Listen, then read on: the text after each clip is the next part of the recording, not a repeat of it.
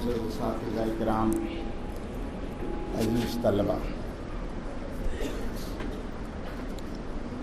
اللہ رب العزت نے آپ حضرات کو تحصیل علم کی اور اس علم کی بنیاد پر یہاں پر جوڑا ہے، جس کا تعلق لوح سے بھی ہے اور قلم سے بھی ہے، اور جس کا تعلق اللہ رب العزت کی ذات عالی سے ہے۔ یہ علم اللہ رب العزت نے خود انسان کے لیے پسند کیا، اور علم اللہ رب العزت کی خصوصیت اور خاصہ ہے۔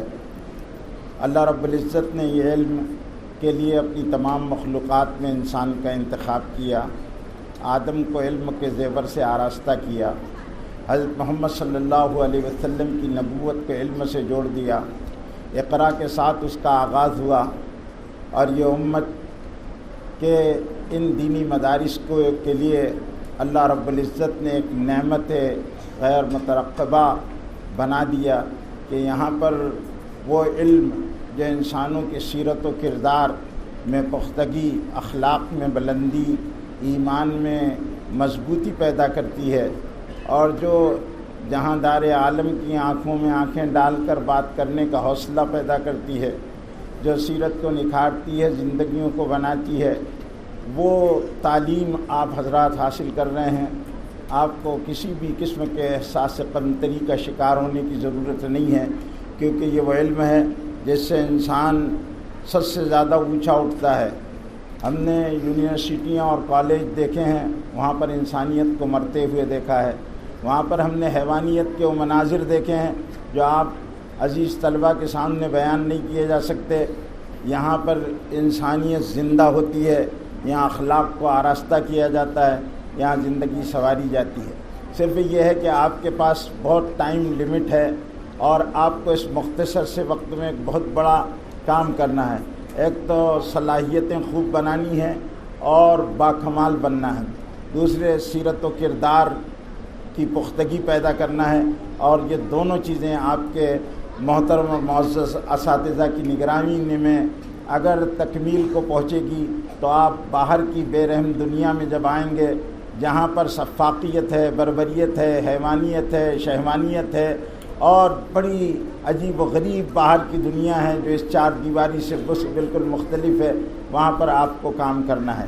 اس لیے بننے کا زمانہ یہ ہے، اور خدا کا دستور اور ضابطہ یہ ہے کہ جہاں جو چیز بنتی ہے اگر وہاں کمپلیٹ ہوتی ہے تو وہاں سے نکلنے کے بعد وہ مکمل ہوتی ہے، اور جو چیز جہاں بننے کے زمانے میں نہیں بنتی تو وہاں سے نکلنے کے بعد وہ نامکمل ہوتی ہے۔ من کان فی ھذہ اعمیٰ فہو فی الآخرۃ اعمیٰ۔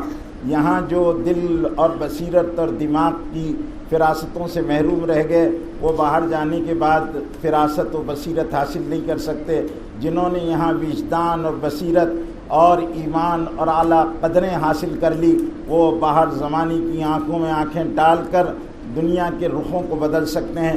اس لیے آپ جو ہے بہت ہی بڑے معرفے میں اور ایک بہت بڑے محاذ پر ہیں، اور آپ کو یہاں پر بڑی اعلیٰ قابلیتیں پیدا کرنے کی ضرورت ہے، اور آپ لوگوں کو ہر زبان میں، صرف یہ نہیں کہ کسی ایک زبان میں اپنے اندر اپنا جوہر آشکار کر لیا جائے، نہیں، بلکہ آپ کو دنیا کی ہر زبان کے اندر کام کرنا ہے۔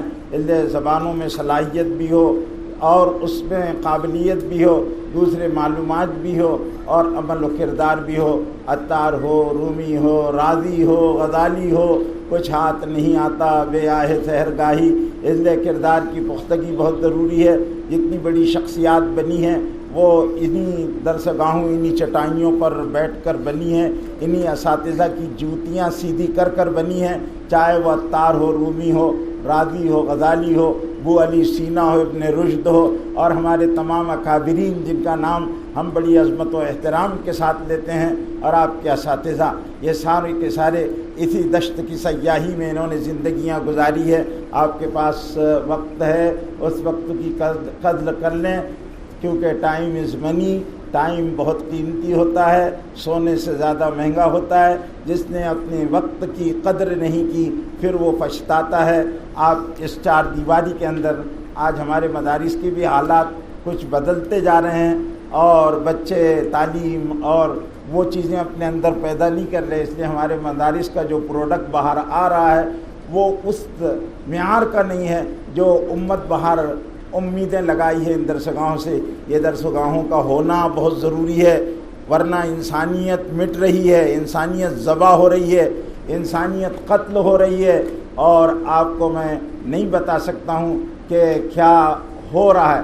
میں ابھی 2-3 روز پہلے ایک جگہ گیا تھا باہر اس شہر کے ایک پروگرام میں، تو میں نے وہاں پر ایک یونیورسٹی کے پروگرام میں گیا تھا، میں نے وہاں جو دیکھا میں آپ کو بیان نہیں کر سکتا ہوں۔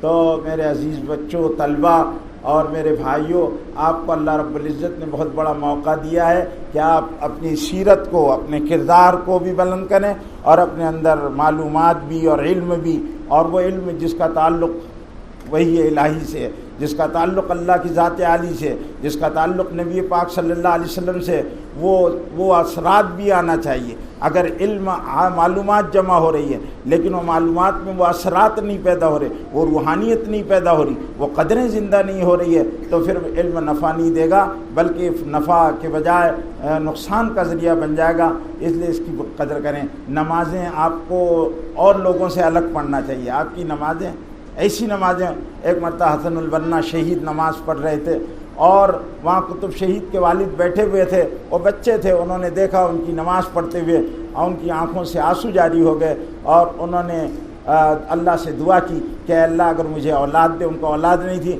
اولاد دے تو اس اولاد کی طرح اولاد دے۔ پھر اللہ تعالیٰ نے قطب شہید کو پیدا کیا۔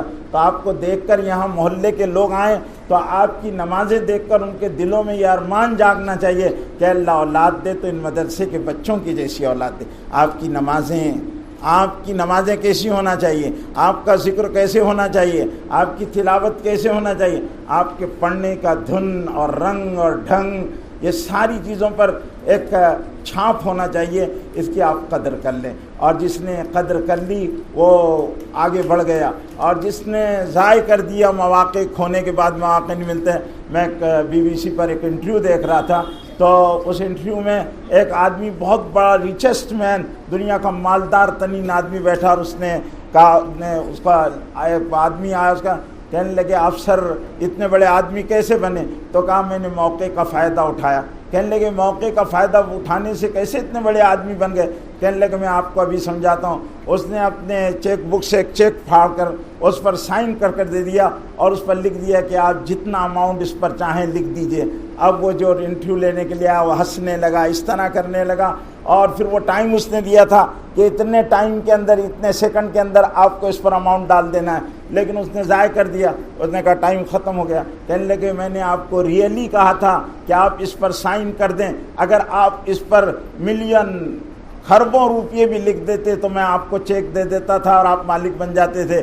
آپ کو چانس ملا تھا لیکن آپ نے اس چانس کو ضائع کر دیا۔ انسان وہ ہے جو مواقع کا فائدہ اٹھاتا ہے اور اس میں وہ ترقی کر لیتا ہے۔ تو جتنی بھی دنیا میں لوگ آگے بڑھے انہوں نے مواقع کا فائدہ اٹھایا۔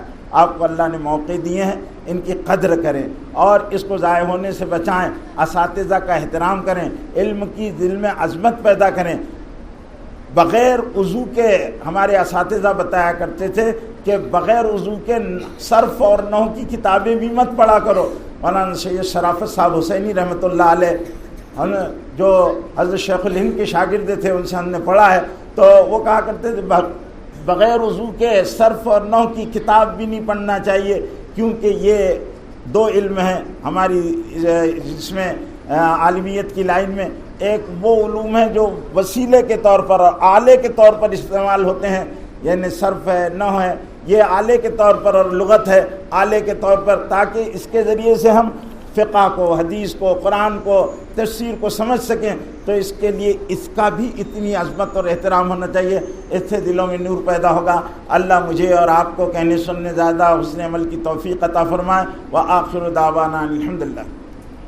سید ولد آدم خیر الانام، اس پہ لاکھوں درود، اس پہ لاکھوں سلام۔